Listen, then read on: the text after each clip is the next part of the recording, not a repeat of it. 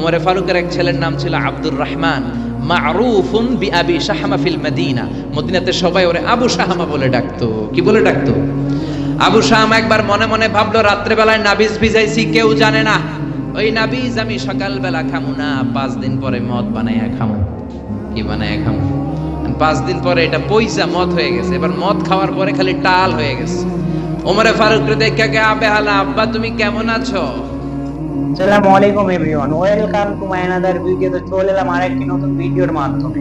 তো আজকের ভিডিওর বিষয়টা প্রচন্ড গুরুত্বপূর্ণ। আজকের ভিডিওর বিষয় হলো ওমরে ফারুক কিভাবে তার ছেলেকে মদ খাওয়ার কারণে হত্যা করেছিলেন। এই বিষয়টা ডিসকাস করবেন স্যার ডক্টর মিজানুর রহমান আনসারী হাফেজাহুল্লাহ, well known Islamic scholar from Bangladesh. তো ভিডিওটা শেষ পর্যন্ত দেখবেন, তাহলে আপনার অন্তরটা থরথর করে কাঁপবে। আমি এই সব টপিকে ভিডিও বানাতে পছন্দ করি কারণ একটাই, সেটা হলো কি আপনাদের মূল্যবান সময়টা যেন নষ্ট না হয়। খুব সংক্ষিপ্ত সময়ের মধ্যে আমি এই সব গুরুত্বপূর্ণ বিষয়গুলো তুলে ধরি। তো চ্যানেলটা সাবস্ক্রাইব করে দেন যারা নতুন আছেন আমার চ্যানেলে, এবং ভিডিওগুলো বেশি বেশি করে শেয়ার করুন যাতে করে তারা অন্যরা এই বিষয়টা জানতে পারে। তো আর দেরি করছি না, চলো লেটস স্টার্ট। সাইয়েদনা ওমরে ফারুক একবার তার ছেলে আবু শাহমার ঘরে ঢুকলো। আবু শাহমা রাত্রিবেলা নাবিজ ভিজিয়েছিল। নাবিজ হচ্ছে সাদা দুধের মধ্যে শক্ত খুরমা রাত্রিবেলা ছেড়ে দিলে সকালবেলায় এই সাদা দুধ আর সাদা থাকে না, লাল হয়ে যায়। ওই খুরমার রস টানতে টানতে সাদা দুধটা লাল হয়ে যায়। কি হয়ে যায়? আরব দেশের লোকেরা রাত্রেবেলায় দুধের সাথে শক্ত খুরমা ভিজায় রাখে আর সকালে ওইটা খায়। ওইটা খুবই হেলদি, স্বাস্থ্যের জন্য খুব ভালো। কিন্তু নিয়ম হচ্ছে সকালেই খাইতে হবে। রাত্রে ভিজাইছেন, সকালেই খাইতে হবে। আপনি যদি 4-5 দিন পরে খান, ওইটা নাবিজ থেকে মদ হয়ে যাবে। কি হয়ে যাবে? তালের রস চিনেন না আপনারা? তাল চিনেন না? কথা কয় না। তাল চিনেন না তো কি হরতাল চিনেন? হরতাল নাকি তাল? আচ্ছা, তালের রস আমরা খাই। এই তালের রস বের করার পরপরই খাইতে হয়। এটা যদি দেরি করে খান, এটা তারি হয়ে যায়, তারি, মদের মতো। তো এই নাবিজ রাত্রে ভিজাইলে সকালে খাইতে হয়। ওমরে ফারুকের এক ছেলের নাম ছিল আব্দুর রহমান, মারুফুন বিআবি শাহমা ফিল মদিনা। মদিনাতে সবাই ওরে আবু শাহমা বলে ডাকতো। কি বলে ডাকতো? আবু শাহমা। একবার মনে মনে ভাবলো, রাত্রে বেলায় নাবিজ ভিজাইছি, কেউ জানে না। ওই নাবিজ আমি সকালবেলা খামু না, 5 দিন পরে মদ বানাইয়া খামু। কি বানাইয়া খামু? 5 দিন পরে এটা পয়সা মদ হয়ে গেছে। এবার মদ খাওয়ার পরে খালি টাল হয়ে গেছে। ওমরে ফারুক রে দেখে কে আবে হালা, আব্বা তুমি কেমন আছো? তোমারে তো হালায় আমি চিনবার পারতাছি না। ওমরে ফারুককে ঘটনা কি? পোলা এরকম করতেছে কে? সাইয়েদনা ওমরে ফারুক বললেন, আর শারিবতা খামরান। কিরে আবু শাহমা, মদ খাইছিস নাকি? আবু শাহমা কয়, না হালায় আমি মদ খাই না। কে আব্বা? হালা আমি নাবিজ খাইছিলাম, সামান্য নাবিজ খাইছি। কি খাইছি? মাতালের মতো শুধু মাথা ঘুরায়, কি বলে নিজেও জানে না। ওমরে ফারুক বললেন, ইফতাহ ফামাক, তোর মুখ খোল। কি খোল? কথা কন। মুখ খোলার পরে গন্ধ নিলেন। নাক দিয়ে গন্ধ নিয়ে দেখলেন মদের গন্ধ পাওয়া যায়। যখন ওমরে ফারুক দেখলেন মদের গন্ধ পাওয়া যায়, কোনো কথা নাই। ছেলের কলারটা ধরে টানতে টানতে মসজিদে নববীর বারান্দার পিলারের সাথে নিজ হাতে রশি দিয়ে বাঁধলেন। কি দিয়ে বাঁধলেন? ইন দ্য মিন টাইম জোহরের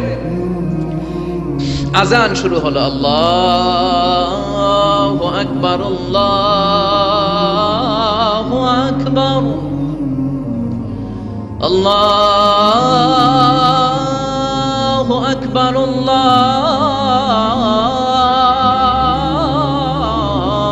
আকবার। আজান হয়ে গেল। ওমরে ফারুক মসজিদে নববীর ইমাম চলে গেলেন ইমামের জায়গায়। হাজার হাজার মানুষ ওযু করে জোহরের নামাজের জন্য যখন ঢুকছে, সবাই দেখে তো অবাক। মসজিদে নববীর বারান্দার পিলারে প্রেসিডেন্টের ছেলে রশি দিয়ে বাঁধা। সুবহানাল্লাহ কবেন না? সবার মাথায় চিন্তা, ঘটনা কি? ওমর মদিনার প্রেসিডেন্ট, ওমরের ছেলের রশি দিয়ে কে বেঁধে রাখলো? সবাই সুন্নত পড়ার জন্য ভিতরে ঢুকলো। সুন্নত পড়ার পরে সাইয়েদনা বেলাল ইকামত দিলেন। আল্লাহু আকবার, আল্লাহু আকবার, আশহাদু আল্লা ইলাহা ইল্লাল্লাহ, আশহাদু আন্না মুহাম্মাদার রাসূলুল্লাহ, হাইয়া আলাস সালাতি, হাইয়া আলাল ফালাহ, قد قامت الصلاة قد قامت الصلاة আল্লাহু আকবার, আল্লাহু আকবার, লা ইলাহা ইল্লাল্লাহ। পড়েন আল্লাহু আকবার। আজ মদিনায় এক বাক্যে একামত হয়। আমরা হানাফি মাযহাবের অনুসারে আমরা দুই বাক্যে একামত পড়ি। মদিনাতে মক্কায় আজও এই সিস্টেমে একামত হয়। জোহরের একামত হয়ে গেল, সাইয়েদনা ওমরে ফারুক নামাজের নিয়ত বেঁধে তাকবীর দিলেন, আল্লাহু আকবার। নামাজ পড়ালেন, সালাম ফিরালেন, ঘোষণা দিলেন, মাকানাকুম বাদা সুন্নাহ, সবাই সুন্নতের পর মসজিদে নববীতে থাকবা। ইনদানা হাদ, আমাদের হাদ আছে। হাদ বা হুদুদ হচ্ছে কোরআনের দেয়া নিয়ম অনুযায়ী বিচার করা, বিচার আছে। সুন্নত নামাজ পড়ার পরে সব লোকগুলো বের হলো। সাইয়েদনা ওমর ফারুকও মসজিদে নববী থেকে বের হলেন। হাজার হাজার মানুষের মধ্যে গুনগুনানি শুরু হয়ে গেল। ঘটনা কি? ওমরের ছেলে পিলারের মধ্যে রশি দিয়ে বাঁধা। কেন? ওমরে ফারুক বললেন, গুনগুনানি বন্ধ করেন। আমার ছেলে শারিবা খামরান, নাবিজকে পচায় মদ বানায় মদ খাইছে। মদের বিধান ইসলাম দিয়েছে, কেউ যদি মদ পানে ধরা পড়ে তাহলে তার পিঠের মধ্যে 80 বেত দাও। কয় বেত? চিৎকার করে সবাই বলেন, কয় বেত? আবার গুনগুন শুরু হয়ে গেল। লোকেরা বলল, হায় হায়, প্রেসিডেন্টের ছেলে মদ পানে ধরা পড়েছে। কেউ বলতে শুরু করলো, আরে প্রেসিডেন্টের ছেলে মায়ের দিবে না, লামসাম দিয়ে বিদায় করে দিবে। কেউ কেউ বলল, না, এটা ওমর, 80টা না মারলেও 40টা বাড়ি ঠিকই দিবে। ওমরে ফারুক জল্লাদরে বললেন, জল্লাদ যাও, বাইতুল মালের পাশে চাবুক রাখা আছে, সবচেয়ে বড় সাইজের চাবুকটা নিয়ে আসবা। জল্লাদ চাবুক নিয়ে আসলো। উনি চেয়ারের মধ্যে বসলেন, বললেন, হাতি কুরসি, একটা চেয়ার দাও। ওমরে ফারুক চেয়ারের মধ্যে বসলেন। হাজার হাজার মানুষ, পিন পতন নীরবতা, থার থার করে সবাই কাঁপছে। হায় হায়, না জানি আজকে কি হয়। ওমরে ফারুক জল্লাদরে বললেন, ইবদা বিসমিল্লাহ, 80 জলদা, 80টা বেত মারার পর থামবি, এর আগে থামবি না। কয়টা? সবাই কোন? জল্লাদ মারতে শুরু করলো। ওয়াহিদ, ইসনাইন, তালাতা, 3টা বাড়ি মারার পরে ওমরে ফারুক থাপ্পড় মেরে জল্লাদরে 3 হাত দূরে ফেলে দিলেন। ওমরে ফারুক বললেন, চাবুকের বাড়ি আস্তে মারলি কেন? আসলে আস্তে মারে নাই, জল্লাদের গায়ে যত জোর ছিল সবগুলো জোর দিয়ে মেরেছে, কিন্তু জল্লাদের মাইটটা ওমরে ফারুকের পছন্দ হয় না। ওমরে ফারুক বললেন, আস্তে মারলি কেন? প্রেসিডেন্টের পোলা দেখা? তুই কি চাবুক মারস না চাকরি বাঁচাস? ধমক দিতে শুরু করলেন, চাবুক মারিস নাকি চাকরি বাঁচাস?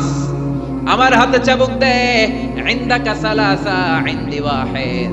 তোর হিসাবে চাবুক মারা হয়েছে 3টা, আমি ওমরের হিসাবে চাবুক মারা হয়েছে 1টা। তোর হিসাবে 3টা, আমার হিসাবে হয়েছে 1টা মাইর। আমি 2 নাম্বার থেকে নিজ হাতে মারবো। নিজের ছেলের 2 নাম্বার মারা শুরু করলেন। ইসনাইন, সালাসা, আরবাআ, খামসা। ও মিয়া, মদিনার জমিনে ওমরে ফারুকের যে শক্তিশালী পালোয়ান কোন লোক আর আছে নাকি? ওই ওমরের চাবুকের বাড়ি হজম করা এত সোজা না। একটা একটা করে চাবুক মারে।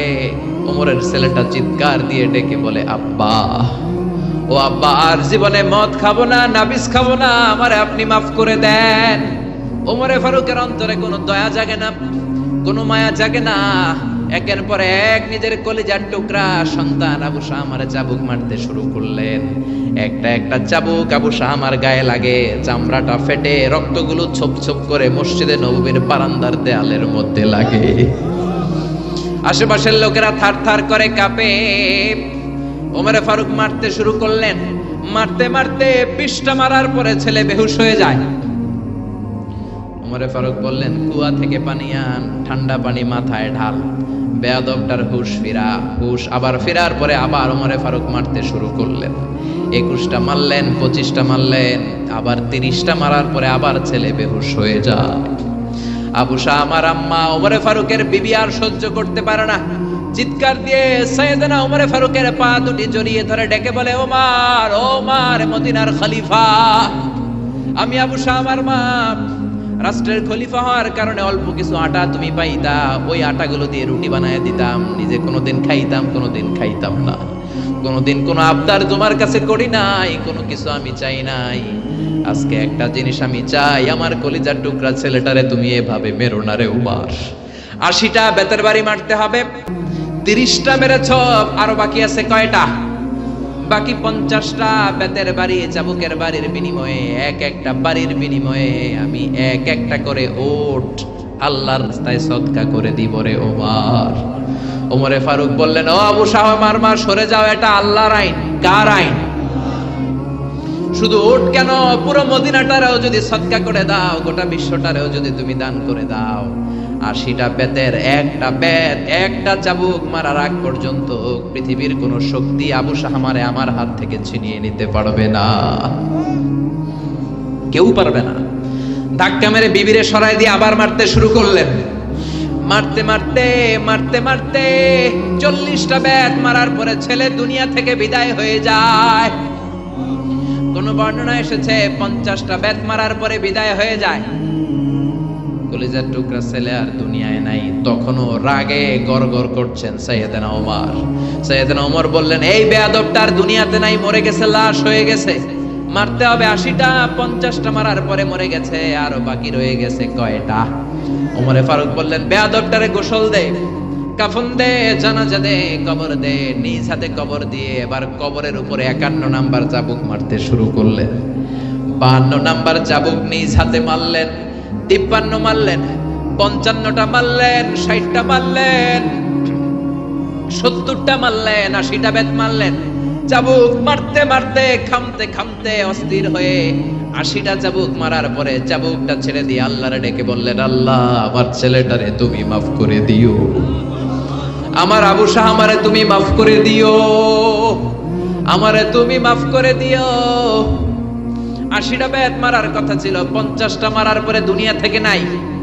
কবর দেওয়ার পরে বাকি 30টা মেরে 80টা চাবুকের বেত পূর্ণ করলাম। কোনো পার্সিয়ালিটি করি নাই, নিজের ছেলে হওয়ার কারণে আলাদা কোনো নিয়ম বানাই নাই। কিয়ামতের দিন সেই তোমার বিচারের ট্রাইব্যুনালে, তোমার সুপ্রিম কোর্টের কাঠগড়ায় জালিম বাদশাদের কাতারে তুমি আমারে দাঁড় করাতে পারবা না। আল্লাহু আকবার।